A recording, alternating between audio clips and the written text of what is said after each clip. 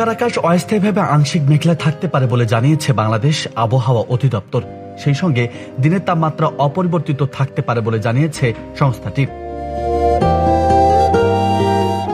মঙ্গলবার ঢাকা ও এর পার্শ্ববর্তী এলাকার জন্য দেওয়া 6 ঘন্টার পূর্বাভাসে এসব তথ্য জানানো হয়েছে। পূর্বাভাসে বলা হয়েছে, ঢাকার আকাশ অস্থায়ীভাবে আংশিক মেঘলা থাকতে পারে। এ সময় আবহাওয়া প্রধানত শুষ্ক থাকতে পারে। দিনের তাপমাত্রা অপরিবর্তিত থাকতে পারে, তবে আগামী 24 ঘন্টায় রাজধানীতে বৃষ্টিপাতের সম্ভাবনা নেই। এদিকে এই অবস্থার পাশাপাশি পশ্চিম দক্ষিণ পশ্চিম দিক থেকে ঘন্টায় 8 থেকে 12 কিলোমিটার বেগে বাতাস প্রবাহিত হতে পারে। এছাড়া সকাল 6টা ঢাকার তাপমাত্রা রেকর্ড করা হয়েছে 26.6 ডিগ্রি সেলসিয়াস। এ সময় বাতাসে আর্দ্রতার পরিমাণ ছিল 85%। গতকালের সর্বোচ্চ তাপমাত্রা ছিল 35.5 ডিগ্রি সেলসিয়াস। অন্যদিকে সারা দেশের পূর্বাভাসে বলা হয়েছে, চট্টগ্রাম এবং সিলেট বিভাগের দু এক জায়গায় অস্থায়ীভাবে দমকা হাওয়া সহ বজ্র বৃষ্টি হতে পারে।